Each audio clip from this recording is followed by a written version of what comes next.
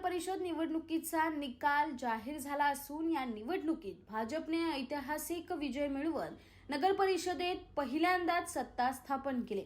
नगराध्यक्षपदासाठी भाजपच्या तेजश्री करंजुले पाटील यांनी शिवसेना शिंदे गटाच्या मनीषा वाळेकर यांचा मोठ्या मताधिक्याने पराभव केलाय। अंबरनाथ नगर परिषद निवडणूक ही राज्यातील अत्यंत प्रतिष्ठेची लढत मानली जात होती।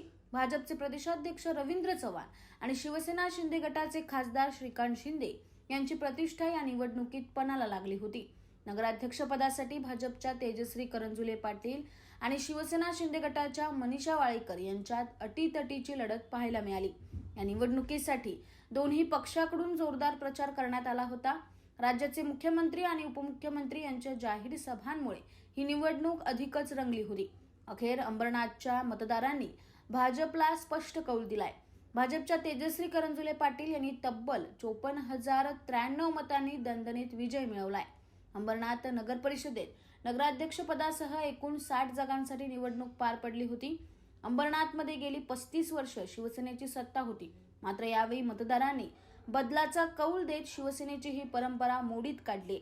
अंबरनाथमध्ये प्रथमच भाजपचा नगराध्यक्ष विराजमान झाला असून याला राजकीय वर्तुळात मोठे महत्त्व दिले जात आहे।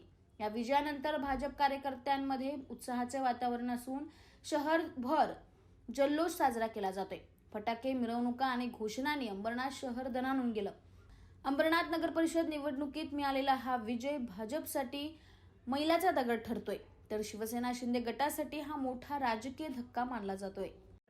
सर्वात पहिले सगळ्यांचे आभार, की देवाचे पण आभार मानते आणि पूर्ण अंबरनाथकरांचे आभार मानते की इतका विश्वास दाखवले माझ्यावरती आणि खूप खुश आहोत सगळे आम्ही। मला 50,934 मतं पडलेली आहेत। 6,300 ची आपली लीड आहे।